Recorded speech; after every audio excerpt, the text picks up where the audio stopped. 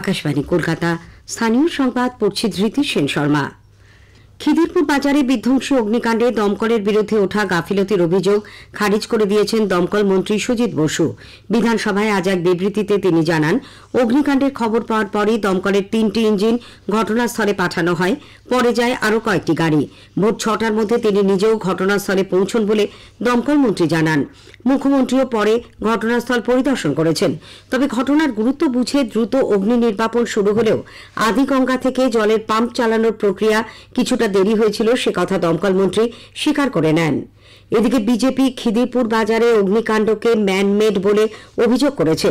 বিরোধী দলনেতা শুভেন্দু অধিকারী আজ ঘটনাস্থল পরিদর্শন ও ক্ষতিগ্রস্ত ব্যবসায়ীদের সঙ্গে কথা বলেন। তিনি জানান, এর আগে আলিপুর কেন্দ্রীয় সংশোধনাগার এবং চিড়িয়াখানার পশু হাসপাতাল বেসরকারি সংস্থাকে বিক্রি করা হয়েছে। খিদিরপুর বাজারের জমিও বেসরকারি সংস্থাকে তুলে দেওয়ার জন্যই এই চক্রান্ত চলেছে। অন্যদিকে দমকল সূত্রে জানা গেছে, খিদিরপুরে এখনো ডাম্পিং ডাউন চলেছে। দমকলের 9টি গাড়ি ঘটনাস্থলে রয়েছে। কলকাতা হাইকোর্ট আরও শতাধিক NIOS DLED ডিগ্রি প্রাপ্তদের 2022-এর প্রাথমিক শিক্ষক নিয়োগ প্রক্রিয়ায় অংশগ্রহণের সুযোগ দেওয়ার নির্দেশ দিয়েছে। বিচারপতি সৌগত ভট্টাচার্য গত 13 জুন এক নির্দেশে প্রাথমিক শিক্ষা পর্ষদকে মামলাকারীদের নথিপত্র যাচাই প্রক্রিয়ায় ডাকার নির্দেশ দিয়েছিলেন। এরপর নতুন করে আরও মামলা দায়ের হয়। সেই মামলার পরিপ্রেক্ষিতেই বিচারপতি আজ নির্দেশ দিয়েছেন, এই প্রার্থীদের জন্যও আগের নির্দেশ প্রযোজ্য হবে। আগামীকাল অর্থাৎ 18 জুন নথি যাচাই প্রক্রিয়ার শেষ দিন। প্রাথমিক শিক্ষা পর্ষদের গত 30 মে জারি করা বিজ্ঞপ্তি অনুযায়ী 9 থেকে 18 জুন পর্যন্ত এই প্রক্রিয়া চলবে। এদিকে 2025-26 শিক্ষাবর্ষে কলেজ ও বিশ্ববিদ্যালয়ে ভর্তির জন্য সেন্ট্রালাইজড অ্যাডমিশন পোর্টালের আজ সূচনা করবেন শিক্ষামন্ত্রী ব্রাত্য বসু। আগামীকাল দুপুর 2টো থেকে 1 জুলাই পর্যন্ত নাম নথিভুক্তিকরণ ও আবেদন জানানো যাবে।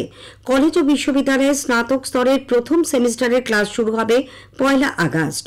উচ্চশিক্ষা দপ্তর জানিয়েছে, 6 জুলাই প্রকাশ করা হবে মেধা তালিকা। 24 থেকে 31 জুলাই পর্যন্ত তথ্য যাচাইয়ের জন্য ছাত্রছাত্রীদের হাজিরা দিতে হবে। নদিয়ার কালীগঞ্জ বিধানসভা কেন্দ্রে উপনির্বাচনের জন্য প্রচারের সময়সীমা আজ বিকেলে শেষ হচ্ছে। সব রাজনৈতিক দলের প্রার্থীরা শেষ মুহূর্তে ভোটারদের মন জয়ে মরিয়া চেষ্টা চালাচ্ছেন। আগামী বৃহস্পতিবার 19 জুন ওই কেন্দ্রে ভোট গ্রহণ। ভারত বাংলাদেশ ফুলবাড়ি সীমান্তে ভুটানের লরি ভারতে ঢুকতে না দেওয়ার প্রতিবাদে লরি চালকরা সেখানে আন্দোলন করছেন। এর জেরে ফুলবাড়িতে অচলাবস্থা দেখা দিয়েছে। রপ্তানি বাণিজ্য কার্যত বন্ধ। এই উত্তেজনার আবহেই রাষ্ট্রসংঘের এক প্রতিনিধি দল আজ সেখানে যায়। 40 জনের দলটি সীমান্ত এলাকা ঘুরে দেখার পাশাপাশি বৈঠক করেন BSF ও কাস্টমস কর্তৃপক্ষের সঙ্গেও। সীমান্ত বাণিজ্য, নিরাপত্তা, আন্তর্জাতিক পরিবহন ব্যবস্থার পাশাপাশি বিভিন্ন সমস্যা নিয়ে বিস্তারিত আলোচনা হয়।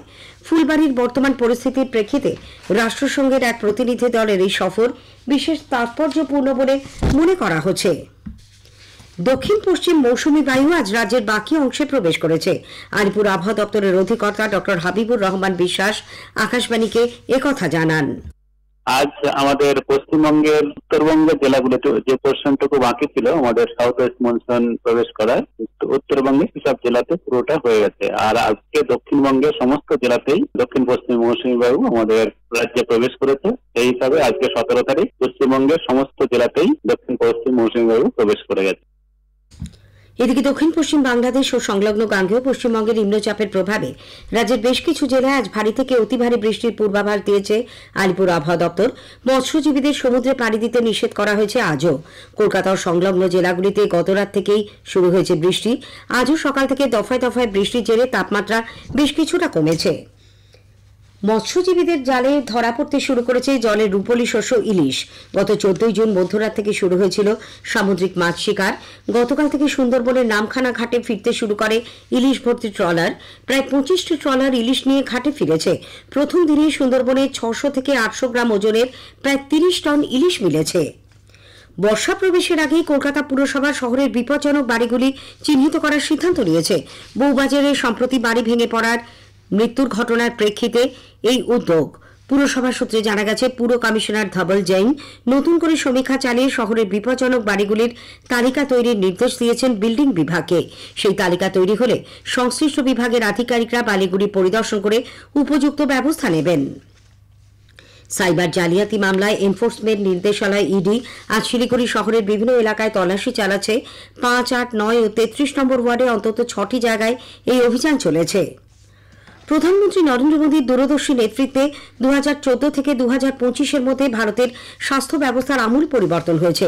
নাগরিকদের, বিশেষ করে গ্রামীণ ও সুবিধা বঞ্চিত মানুষদের জন্য স্বাস্থ্য পরিষেবা সাশ্রয়ী ও সুলভ করা হয়েছে। স্থানীয় সংবাদ শেষ হলো। পরের খবর 5টা 10-এ।